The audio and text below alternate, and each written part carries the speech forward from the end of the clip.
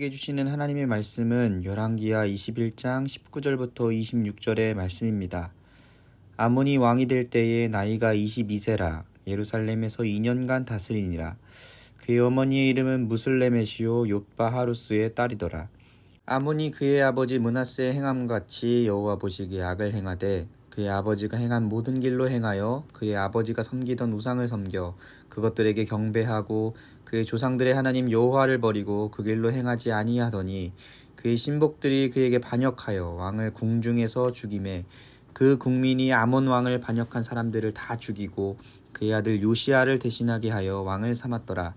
아몬이 행한 바 남은 사적은 유다왕 역대지락에 기록되지 아니하였느냐. 아몬이 우사의 동산 자기 묘실에 장사되고 그의 아들 요시야가 대신하여 왕이 되니라. 아멘. 언제부터인가 인문학에 대한 강조와 함께 역사가 강조되고 있습니다. 우리의 어릴 적 기억을 더듬어 보면 역사는 그저 단기 암기 과목에 가까웠던 것 같습니다. 하지만 시간이 흐르면 흐를수록 역사는 암기해야 할 그런 어떤 시험의 과목이 아니라 우리 삶에 적용되어야 할 과목이라고 느낍니다. 왜냐하면 역사는 반복되기 때문이죠. 그래서 흔히 역사를 인생 해설서라고 이야기하기도 합니다. 사람은 누구나 무엇인가를 결정해야 할 순간이 되면 고민합니다. 그 결정에 대한 책임을 내가 져야 하기 때문이겠죠. 한 번쯤은 과거의 잘못된 결정에 대한 결과로 책임을 무겁게 져보았던 경험도 있을 것입니다. 그래서 할 수만 있다면 과거로 돌아가 그때의 실수를 바로잡기를 원하는 마음은 누구나 있을 것입니다. 그러나 그것은 영화에서나 가능한 일이지 우리 현실에서는 불가능하죠.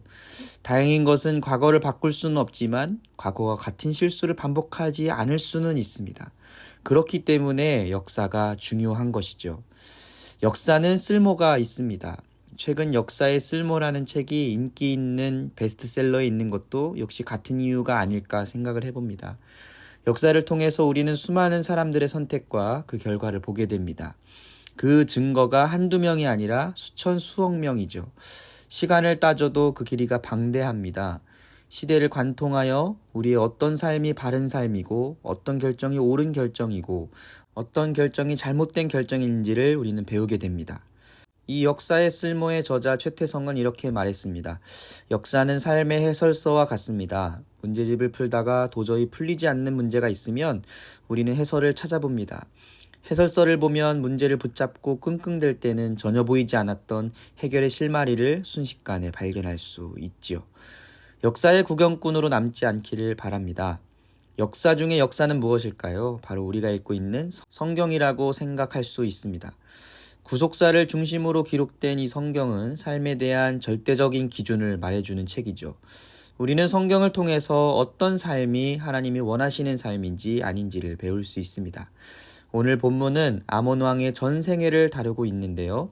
이 아몬 왕의 역사를 통해서 우리가 배울 수 있는 분명한 사실은 무엇일까요? 아몬은 므낫세의 아들로 22세에 남유다의 15대 왕이 되었습니다. 아버지 므낫세 때에 이스라엘은 영적으로 가장 타락했습니다. 계속되는 므낫세의 악행으로 이스라엘은 멸망에 대한 예언까지 받게 됩니다.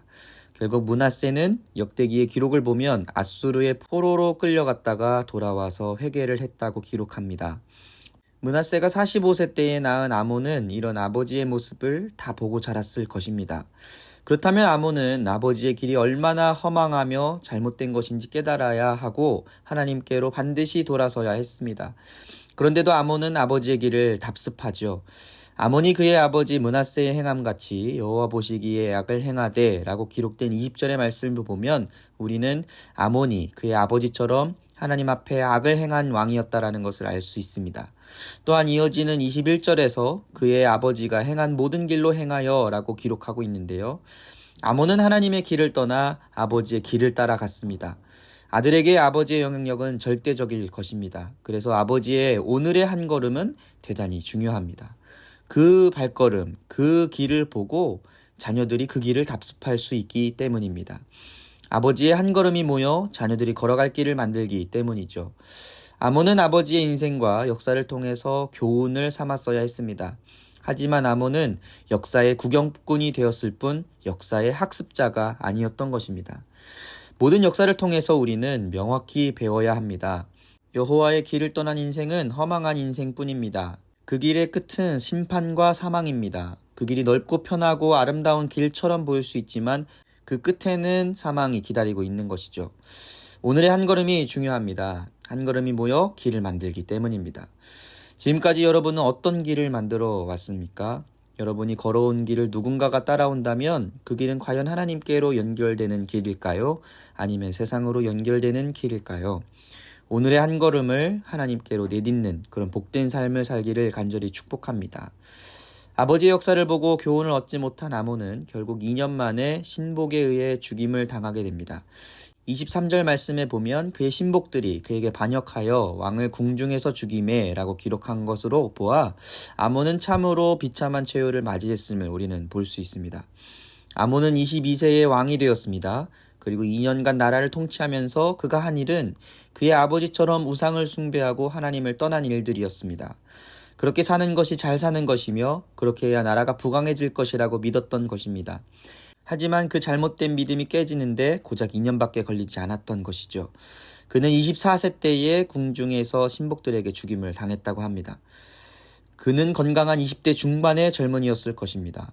그는 어떤 병으로도 또 자신이 명예롭게 전장에서 싸우다 죽은 것이 아니라 자신이 세운 왕궁에서 자신이 가장 신뢰한다고 하는 신복들에게 죽임을 당했습니다. 이것이 바로 하나님의 길을 떠난 사람들의 최후의 모습이라고 우리는 보아야 합니다. 세상에 어떤 사람이 하나님을 떠나면 망한다고 하는데 정말 그렇게 실현이 되는지 내가 시험해 보아야겠다. 이런 마음으로 하나님을 떠날까요? 그런 마음에서 떠나는 것이 아니라 자신들이 볼 때에 세상을 따라가는 것이 세상이 주는 기준과 그 가치를 따르는 것이 내 인생에 더 잘 되는 것 같으니 그것을 따르게 되는 것뿐입니다. 하지만 역사를 보십시오.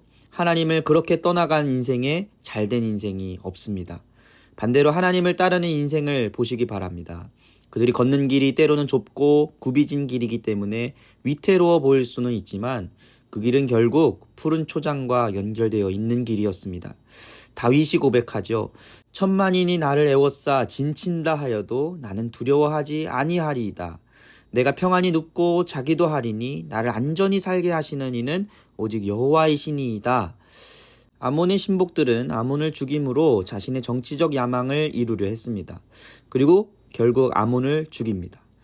그래서 그 신복들이 자신들의 나라를 세웠습니까? 그들 역시 죽임을 당하게 됩니다. 24절 말씀에 보면 그 국민이 아몬 왕을 반역한 사람들을 다 죽이고 그의 아들 요시야를 대신하게 하여 왕을 삼았더라 기록되어 있죠. 본문에 쓰인 그 국민이란 단어는 그 땅의 백성이라는 뜻인데 열왕기서에서 쓰인 경우를 보면 특수한 상황에서 쓰였던 단어입니다. 단순한 국민이 아니라 바알의 신전과 우상을 회파하던 열렬한 여호와의 신앙을 가진 자들을 가리키는 용어라고 합니다. 여호와에 대한 신실한 믿음을 가진 사람들이 바로 아몬을 죽인 신복들을 심판한 그 국민들이었습니다. 신복은 왕을 죽여 자신의 계획이 이루어졌다고 생각했겠지만 결국 그들 역시 신실한 하나님의 사람들에 의해 죽임을 당함으로 하나님의 계획만이 온전히 이루어지게 되었습니다. 결국 아몬 왕 이후에 그의 아들 요시야가 왕이 됩니다. 이때 요시야의 나이가 겨우 8세였습니다.